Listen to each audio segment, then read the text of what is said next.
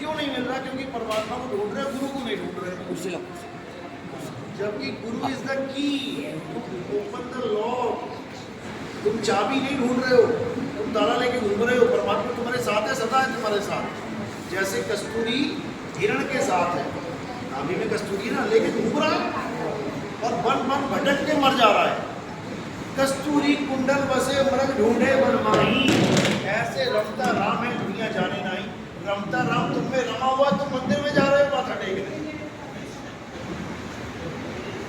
जो रमता राम जिसकी वजह से आप जीवित हो, उसको ढूंढने के लिए आप एक मुर्दा मूर्ति के आगे माथा टेकने जा रहे हो। समझो बात। चलता हुआ पंखा रुके हुए पंखे के आगे माथा टेक रहा है। चलता हुआ पंखा जिसमें करंट है वो चल रहा है, रुका हुआ पंखा यानी जिसमें करंट नहीं है, एक मूर्ति, उसमें जान नहीं है, उसमें प्राण नहीं है, उसमें आत्मा नहीं है, यानी जीवित मुर्दे की पूजा करने जा रहा है। अब बात है भाई, इसीलिए परमात्मा ने कहा अब क्या करना है, मूर्ति को मूर्ति रहने दो भाई, आत्मा को जानो। अध्याय 3 17वां श्लोक पढ़ो, गीता में क्या बोल रहे हैं? हे अर्जुन, जो अपनी आत्मा में रमण करते हैं, मेरे मंदिर नहीं जाते, ये ढोलकियां नहीं पीटते, ये मंत्र नहीं जपते, क्या करना है? अध्याय 3 17वां श्लोक, जो अपनी आत्मा में रमण करते हैं, अपनी आत्मा में, यानी आपको किसमें रमण करना है? खुद की आत्मा में। और जब अपनी आत्मा में रमण करोगे तो तुम ही परमात्मा हो जाओगे।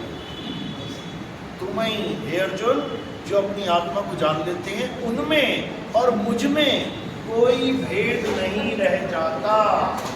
4 प्रकार के भगत बताए ना कृष्ण जी ने। सबसे लो लेवल का भगत कौन सा है? आर्थी, उसके ऊपर अथार्थी, उसके ऊपर जिज्ञासु, उसके ऊपर ज्ञानी। सबसे लो लेवल का वो है जो दुनियावी चीजें मांगता है। हे भगवान जी नौकरी लग जाए, हे भगवान जी शादी हो जाए, हे भगवान जी बच्चे हो जाए। इन दोनों चीज के सबसे लो कैटेगरी भिखारी है ये, भगत नहीं भिखारी है ये। उसके ऊपर कौन है? जो दुख आने पे भगवान की शरण प्राप्त करना चाहता है। 4 आदमी मारने आ रहे हैं, तुम्हें पता लग गया, हे भगवान एक बार बचाओ, यानी सच्चे हृदय से आप भगवान से अरदास करोगे, वहाँ पे झूठा काम नहीं चलेगा। सच्चे हृदय से, वो भी मेरा परम ज्ञानी शिष्य नहीं है, वो भी मुझे इतना प्रिय नहीं है। तीसरा नंबर, जो मेरी लीलाएं देख के जिज्ञासावश मुझसे प्रेम भक्ति करता है। अरे कृष्ण जी ने कालिया नाग को मार दिया, अरे कृष्ण जी ने उंगली में हाथ डाल दिया, अरे कृष्ण जी ने ये कर दिया, वो कर दिया। वो केवल मेरी माया देख रहा है, मेरी लीला देख रहा है, वो जिज्ञासु भगत भी मेरा ज्ञानी भगत नहीं है। तो लास्ट में बताया गया कि जो मेरा ज्ञानी भगत है वो तत्व रूप से मुझे देखता है, वो मुझे आदमी और औरत करके नहीं मानता। कृष्ण जी आदमी की औरत है? क्या है? आदमी की औरत है। अगर आप कृष्ण जी को आदमी और राधा को औरत मान रहे हो, आप अभी भक्ति में आए ही नहीं, आप अभी तक भौतिकवाद में हो। भौतिकवाद यानी हड्डी मांस खाल बाल आँख नाक कान, इसी में फंसे हुए हो। ये भौतिक है, ये फिजिक्स है, फिजिकल बॉडी है ये। तुम भगवान को फिजिकल मान बैठे हो, इसलिए तुम्हें वो कभी मिलने वाला नहीं है। हे अर्जुन, जो मेरा चौथा ज्ञानी, जो मेरा चौथा भगत है, वो ज्ञानी पुरुष है, वो मुझे तत्व ज्ञान की नजरों से देखता है, वो मुझे कभी शरीर नहीं मानता। मैं शरीर नहीं हूँ, मैं अजन्मा हूँ, मैं नित्य हूँ, मैं शाश्वत हूँ, मैं पुरातन हूँ। अर्जुन, मैं ही सत्य सनातन हूँ। यानी अगर आप सत्य सनातनी बनना चाहते हो तो भौतिकवाद से बाहर आ जाओ, पत्थरों की पूजा से बाहर आ जाओ, मंदिर मस्जिद गुरुद्वारे चर्च से बाहर आ जाओ और क्या करो?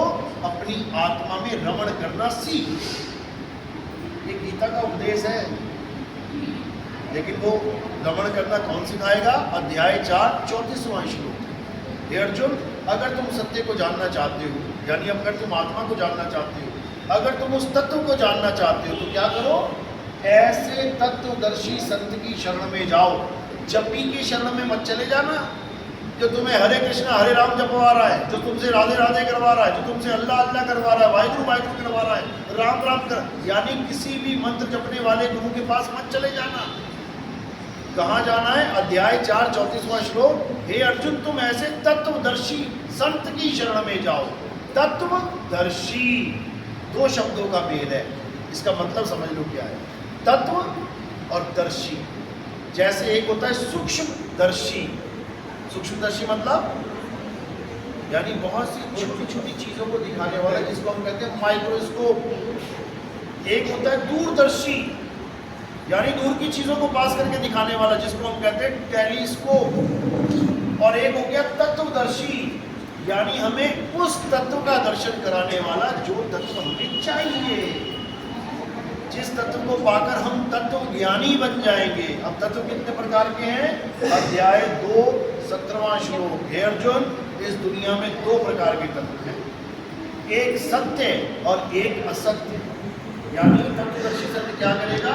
असत्य तत्व और सत्य तत्व दोनों को अलग करके बता देगा, असत्य को छुड़वा देगा और सत्य से जुड़वा देगा।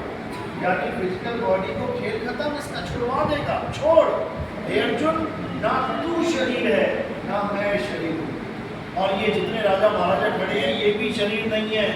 हम सब अविनाशी आत्मा है, अजन्मे हैं, नित्य हैं, लेकिन हम अपने आप को ना जानने के कारण हम अपने आप को आदमी और औरत मान के बैठ जाते हैं।